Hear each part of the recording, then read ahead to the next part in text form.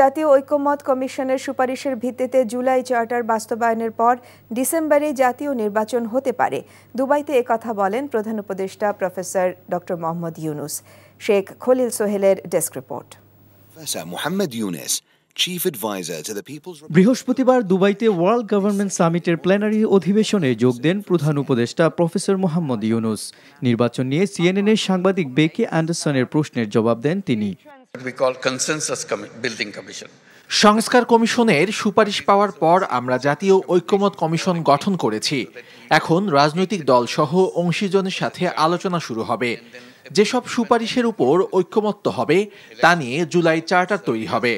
এর বাস্তবায়নের পর আগামী ডিসেম্বরে জাতীয় নির্বাচন অনুষ্ঠিত হতে পারে। জুলাই হত্যাকাণ্ডের উপর জাতিসংঘের রিপোর্ট নিয়ে প্রশ্নের জবাবও দেন তিনি। জুলাই হত্যাকাণ্ড নিয়ে জাতিসংঘের মানবাধিকার কমিশনের রিপোর্টে হাসিনার নির্দেশে গুম, নির্যাতন, নিরাপত্তা বাহিনীর গুলিতে ছাত্রদের হত্যার চিত্র উঠে এসেছে। আমাদের আর বিশ্বাস করাতে বিশ্ববাসীর কাছে যেতে হবে না, নিজেরাই জানতে পারবে।